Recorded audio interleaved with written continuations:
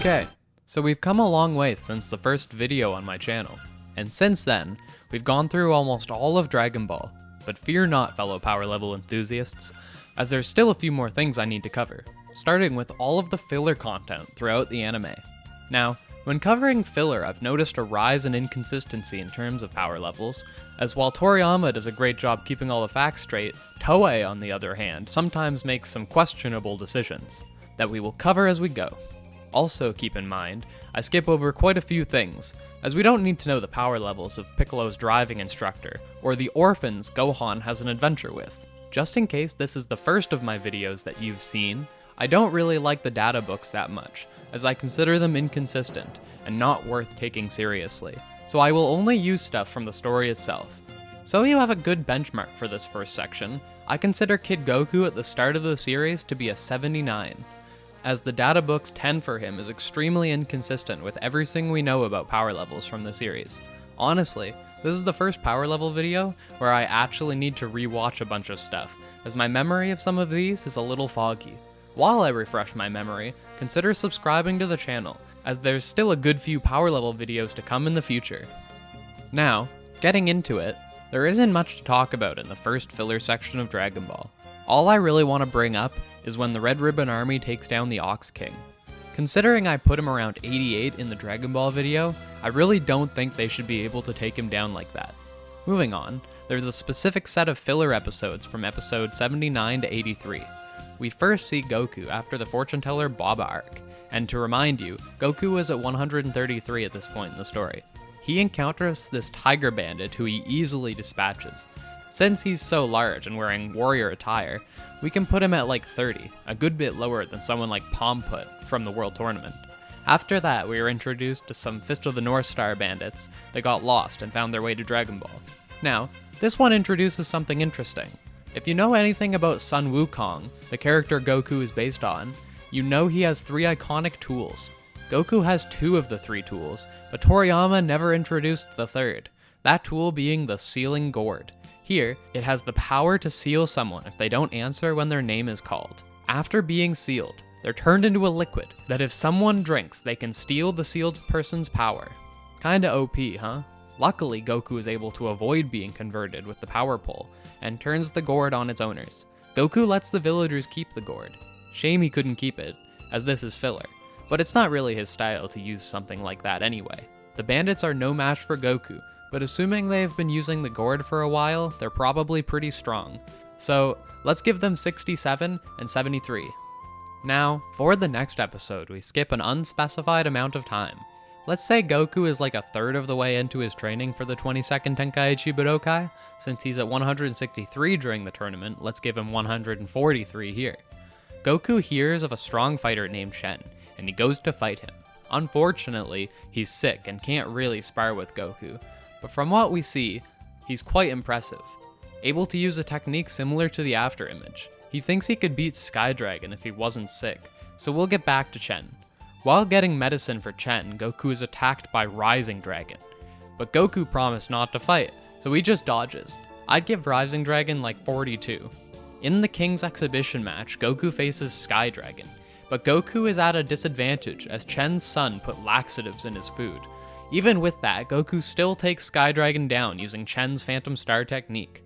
I'd give Sky Dragon like 96, as he's very strong, but Goku beat him pretty easily while at a disadvantage. If we assume Chen is slightly stronger than Sky Dragon, then we can put him at 99. The reason I don't want to put Chen or Sky Dragon too much higher is cause Roshi was at 110, and I don't want to put them any closer to him, as Roshi was said to be the world's strongest martial artist. Also, while we don't see Roshi during any of this filler, we know he's training during this time, so he's actually above 110 himself at this point. Moving on to our next episode, let's assume we're 2/3 away from the 22nd Tenkaichi Budokai, so let's say Goku is at 153 now. Let me ask you, have you been watching Daima? Did you know that this isn't the first time Goku entered the Demon Realm? Well, it's true. He actually was there all the way back during this time. And it really does fit, as they all have the pointy ears. Goku is asked to save the king's daughter in the Demon Realm, and he heads in. He encounters Goleg and Melee. All we have to go by for these two is that Goku is stronger than Goleg, but he struggles a bit, and they don't finish the fight. Let's put Goleg at 126, and Melee at 130. They actually can be stronger than Roshi now, as they're not from Earth. Goku goes to fight Shula, the ruler of the land inside of the gate, and before Shula, he fights this bumpy dude, who he easily takes down. Let's put him at 102, as I think the standard level of these demons is much higher than someone from Earth. After that, Shula himself takes on Goku. Now, surprisingly, Shula is giving Goku a run for his money. Goku only beats him due to both the light of his Kamehameha blinding him and Melee's sneak attack during the fight. Goku himself even thinks Shula was stronger. So let's put him at a surprisingly high 170, only being surpassed later, appropriately, by Demon King Piccolo at 187. Now, during this next episode, we'll say there were a few more months away from the tournament proper, so Goku can be at 157, almost at his tournament level of 163. This episode is about the monster Iinochiko, and early on we learn it was Roshi and Crane Hermit's pet.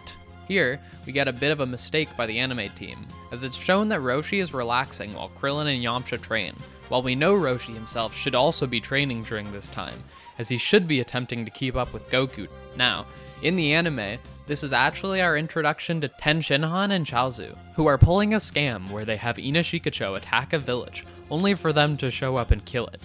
But really, it's their friend. Goku fights Tien a bit here, but he's hungry and gets crushed by a tree. If Tien is only slightly weaker than his tournament self here, then we can put him at 148.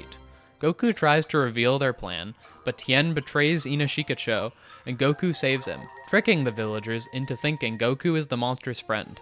They later ambush Goku, and the villagers get extremely lucky here, as Kid Goku isn't above murder at this point in his life, and was about to smoke them. But the girl he met earlier clears things up. Now, Iinochiko isn't shown fighting with anyone other than regular villagers, and it's able to tank gunshots. We know it's above the young Crane and Kame Hermits, so we'll see how strong they are in the next section, so we can get back to this in a bit. I really liked the last episode of this mini filler arc, but there isn't any notable fighters in it, but you should check out episode 83. Moving on a bit, our next filler section is after Goku defeats Demon King Piccolo and spends the next 3 years training.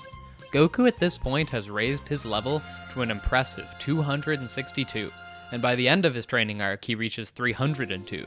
In the first part of his training, Goku learns how to dodge lightning. Now, while this is a cool episode, the premise is a bit inconsistent, as in terms of power scaling, Goku should already be faster than light, which is massively faster than lightning. After that, Popo sends Goku back to Earth. He tries to fight a guy named Yao Chun, but he's no match for Goku, though at Goku's current level, it's not surprising. Let's put him a bit above average, but weaker than a world-class fighter like Pomput, so 36. Turns out Goku was actually there to learn a lesson from a fisherman. Finally, we get to our first time travel arc. Goku meets young Roshi, and he hears of Roshi's master Mutaito, and wants to fight him. I'm not really sure what the anime writers were thinking here. While I like the story of this episode, it makes very little sense. Mutaito was weaker than Demon King Piccolo at 187. If we're generous and say Mutaito is at 173, Goku should still be way above him, at around 274 at this point of his training. It really just doesn't make sense. Mutaito in this filler episode is like 285, as strong as Kami himself, but again, it just makes no sense and he should be no match for Goku here. My best effort to explain it is by saying Goku was just caught off guard by Mutaito's technique. Roshi is only a teenager here, so I would say he's still weaker than his old self at this point, probably around 70. And Crane Hermit can be like 75, as he's stronger than Roshi, at least in this filler arc, and due to that, Iinochiko from earlier should be 80, as it was stronger than them. Popo makes a doll out of Goku's hair that he fights, but the doll is just equal to Goku in terms of raw power. After that, this guy gets Krillin drunk and he crushes on this girl. He ends up fighting her brother, Hao, and he's a big fish in a small pond, so I'd put him a bit above average at like 10. And Krillin at this point is probably somewhere around 140. There's a lot of good filler in early Dragon Ball here, but not much more in terms of power levels. After that, we skip forward to the filler that takes place between Dragon Ball and Z, taking place soon after the fight against Piccolo. Goku would likely have gained a Zenkai boost from his fight with Piccolo, so let's put him at 346. And with him is Chi-Chi, who I estimate was around 95 in my Dragon Ball video. I just want to say, it's kind of hilarious that Ox King is running away from fires during this entire arc, which, considering everything Goku and Chi-Chi do, must have taken like 5 hours. We spend 2 episodes looking for the Bancho fan, only for it to not work. After that, their next plan is to go to the Magical Furnace. Now, despite this basically being the only actual filler arc in OG Dragon Ball, there's really only one real fight in it. Goku battles with Janine, the guardian of the Magical Furnace. He beats her very casually. It's kind of hard to place her here, as Goku would casually beat literally anyone on Earth at this point, but my best guess is around 180. After that, she grows huge to continue fighting. He just dodges her attacks until she sees the Bancho fan. She seems to do better while big, so let's put Big Janine at 250. Using all of the stuff they collected along their journey, they're able to fix the furnace and save the Ox King, finally having their wedding to end Dragon Ball. Okay, Z time. I assume more people will be familiar with some of the stuff I'll be going over from now on. Starting with Goku falling into Hiffle, where he meets the ogres Gaz and Mez. Right after falling down, Goku gets knocked out by one of them. This is pretty inconsistent for Dragon Ball, as Goku wasn't one to let his guard down, especially right after entering a new and mysterious place. And yes, I mean it when I say he doesn't let his guard down. Goku's weakness of letting his guard down in Super was introduced during Resurrection of F, and never existed before that. Yes, Krillin hit him with a rock in Z, but he was taking a nap, and it's not like Goku didn't know Krillin was there at the time. The reason it's so weird is we see that Goku easily beats Gaz at Sumo, so you can't even say Gaz was around Goku's level. Since Mez is somewhat able to successfully run away from Goku, I think we can put him somewhere like 50 points lower than Goku. Goku, while wearing his weights, is 334, so here Gaz and Mez can be around 284. Goku eats the fruit that was said to make you stronger, so let's say in the filler canon, Goku got a boost of like 50 points here to 384 with his weights. After that, Goku runs into Princess Snake's castle. Eventually he escapes, and Princess Snake tries to eat him. Seeing as he's able to outrun her long enough for her to get tangled up, he's probably a bit stronger than her, so let's put her around 350. Now, a bit of time passes and we take a break from Goku to go watch the other Z fighters get a turn in the Lookout's filler magic time travel / teleporting room. They fight some Saiyans and don't do very well. Now, Kami says they were half as strong as normal Saiyans, and I'm pretty sure he means Raditz. That would put these guys around 600, which should be more than enough for them to easily beat our Z fighters one at a time like they did. Now, the dub actually misinterprets this line and says half of Vegeta and Nappa instead. But like I said, they either misread or chose to misinterpret the scene, as they do quite often. Now for our filler icon, Gregory. He's less strong and more small and nimble, but probably still needs to be in the high hundreds to survive on King Kai's planet, able to easily handle those Saiyans from earlier. This is the episode where King Kai introduces the Tuffles, who are also filler and not actually canon, but both plan to eradicate the Saiyans, and Dragon Ball GT build on this filler to great success in the future. Now we can skip forward a while, all the way to the fake Namek arc. We go on a mini Dragon Ball collecting quest, but as it turns out, it was all an illusion put on by these stranded aliens. They aren't powerful though. On a universal scale, we can put them at like 300, and that's considered low anywhere besides Earth. Instead of trying to steal our crew's ship, these goofs could have just asked and our crew would have helped them get off the planet. I kinda forgot about King Vegeta when I talked about the Bardock special. But King Vegeta makes some filler appearances in the anime. We know our Vegeta was stronger than him during the Saiyan saga, but we can be sure he was a top tier Saiyan of his time. So let's go with 15,000. Next moment of note is our dead fighters taking on the Ginyu Force on King Kai's planet. Now, just like the issue with Piccolo during this part of the story, these guys have also only been on King Kai's planet for like a week, so they really shouldn't have gotten any stronger.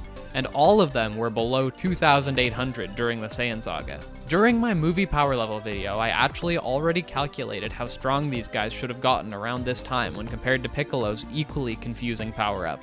So I'll repeat that here. Tien is around 36,000, Yamcha would be around 24,000, and Chaozu would be around 21,000. Now, alternatively, the Ginyu Force members were all around 50,000 with the exception of Goldo being 20,000. Uh-oh. So even if we give them a huge boost like Piccolo got, they're still weaker than the Ginyu Force. Hopefully I've gotten across how nonsensical this filler scene is. But in order to explain this scene, we need to make the Z Fighters stronger, so let's give them all an additional boost of like 40,000 to explain how they easily win here. So 76,000 for Tien, 64,000 for Yamcha, and 61,000 for Chaozu. Okay, here we go, time for the big one. Let's get into the return of Garlic Jr.'s revenge. So for the longest time, I thought this filler was absolute nonsense. How does Garlic Jr. show up and fight our Frieza Saga level characters? But rewatching, I found out they actually do explain it. Apparently the Makio planet that only orbits Earth every 2,000 years conveniently came by, and is said to make them dozens of times stronger, allowing him to escape the dead zone. Now, as I'll get into here, dozens of times stronger isn't nearly enough for Garlic Jr. to get as strong as he is here, but we shall go over that in due time. So first, Gohan is attacked by Chi-Chi, who is controlled by the Blackwater Mist. Chi-Chi was around 95 in her younger years, and she isn't really a fighter, so I'd assume she lost some of that power. Let's say she's at 80 now. We also have to contend with Yamcha, who from his last filler appearance was at 64,000, so let's say he reached 70,000 since. Krillin also participates during this arc, and in canon he's only like 30,000, but narratively I think Krillin should be above Yamcha, so let's put filler Krillin at 75,000. We see Piccolo get beaten down by Garlic Jr.'s goons, but we later find out it was all part of Piccolo's plan to free Kami. We do see Gohan lose to Garlic's minions as well, but after a rage boost, Gohan is able to kill them. Around this time in the series, Gohan's rage boosts gave him around a 2x boost. So applying that here, we take his base power of 1.1 million and increase it to 2.2 million. That puts Garlic Jr.'s minions around the 1.5 million range. The other two minions transform and take the lead back, and Gohan gets another rage boost in the exact same way to take out the other two. So let's double Gohan again to 4 million, and put the transformed minions at 3 million. Now while that happens, come to Big Daddy Garlic! Piccolo is taking on Garlic Jr. Now let's talk about how strong the Makio planet makes Garlic. His power level, while in his buff form, is only 440. Here, he's matching Piccolo, who is at 1,250,000. But it doesn't really feel right to say Garlic Jr. is weaker than his minions, so I've decided the best way to make sense of it is by saying Piccolo just increased his power a lot in the last few months between Namek and this arc. So Piccolo can be like 3.2 million, and Garlic can be at a similar level. And Gohan easily beats Garlic, supporting my previous numbers. In response, Garlic, being the idiot he is, reopens the dead zone for no reason. Considering he's immortal, he could just fight them until they get tired out. I guess Garlic Jr. continues to gain power as the Makio planet gets closer, so we can say he reached 4.5 million around the end here. Gohan destroys the Makio planet in order to take away Garlic's power, and he falls into the dead zone to finish the arc. Okay, it's been a long time, but it's finally time for another tournament arc, specifically the Otherworld tournament. Now, before the tournament proper, Goku and Pikkon go to hell to stop Cell's rampage. This part is a bit wonky as Goku goes into this pseudo-transformation. The out-of-universe reason for it is they had originally intended for Goku to use Super Saiyan here, but changed their minds wanting to save it for his fight at the end of the arc. So they just recolored his hair instead of redrawing every frame. Assuming Goku is just in base here is fine, as base Goku's level of 360 million should be easily able to one-shot all of these guys besides Cell. Now, we have to talk about Cell here. I really hyped up Super Perfect Cell in my Z video, giving him a level of 72 billion after his Zenkai boost. Pikkon casually takes out Cell. This is an issue as Goku later matched Pikkon with a Kaioken Super Saiyan, which would be equivalent to Super Saiyan 2, making Goku 36 billion. The thing is, even if we make Cell as weak as we can, he still has to be at least 40 billion, considering he was already double Goku before getting a Zenkai to power up even more. So no matter what we do, it will contradict the main story. So here's what I'm thinking. The big issue here is Goku can't get much stronger than Cell, because he's not that much stronger than Cell in the Buu Saga. So I think what we can do is say that, like Super Saiyan 3, Goku's use of the Kaioken with Super Saiyan is only possible with his dead body, and would have the same time-draining consequences that Super Saiyan 3 had in canon. So, with that in mind, if Cell is at 72 billion and Pikkon is at 90 billion, Goku would have to go Super Saiyan to reach 18 billion, then use a Kaioken times 5 to reach 90 billion as well. Now, basically everyone from the Otherworld tournament is weaker than base Goku, with the exception of Olivu. Now, Pikkon doesn't exactly push himself in order to beat Olivu, but considering Goku was impressed, we'll say Olivu is stronger than Goku's Super Saiyan form, so let's give him 30 billion. Or at least, I would like to, but he's later beaten by Yamcha in the Buu saga. This tells me that he's much weaker. In my movies video, I said that Krillin had to be like 180 million, which is much higher than I think he was in the manga. If we scale filler Yamcha to be a bit weaker than filler Krillin, we can put him at 150 million. That unfortunately means Olivu must be much weaker retroactively, so like 100 million. Now, if you thought I've done a good job making sense of the events of this arc, that all ends in the actual fight between Goku and Pikkon, because Goku is fighting Pikkon in his base form, and Pikkon is forced to take off his training weights before Goku levels up, something he didn't have to do against Cell, who should be more than double Super Saiyan Goku's level. Listen guys, I really tried. Nothing makes sense in this filler arc, but at least the fight itself was good, right? And I'll mention one more time, even if we made base Goku stronger than Cell here, while it would make the self-contained arc make sense, it would contradict the Buu saga, as Goku isn't nearly that strong there. Alright, so when talking about GT and Super, neither of them really have filler, as the anime is the continuity. However, Super has a few bits that still end up feeling like filler. The only one I think will be interesting to talk about in terms of power levels is the Purple Vegeta arc. So the reason I want to talk about Purple Vegeta is because despite happening after the Destroyers tournament, it supports the God form and base argument. In my Super video, I concluded that the writers ultimately retconned the God power and base statement, as regular tier fighters are later able to contend with Goku and Vegeta. But in this filler, Vegeta is shown beating Super Saiyan 3 Gotenks in base, as the Purple Vegeta has all of the regular Vegeta's powers. Going by that, Gotenks should still be around his Buu saga level of 285 billion, and Purple Vegeta should be around the insane level of 30 sextillion in base and 18 decillion in blue. My best guess for the disconnect between the filler here and the main arcs is Toriyama was the main person who forgot about the God in base thing, and never considered it when writing his scripts. So at this point in the story, the anime staff members who wrote this arc still thought Goku and Vegeta had the insane God form and base feat, not realizing Toriyama was going to continue to write the story as if it didn't happen in the future. Just another layer of the list of reasons why Super doesn't make sense. This video has made me realize Super wasn't the origin of bad power scaling.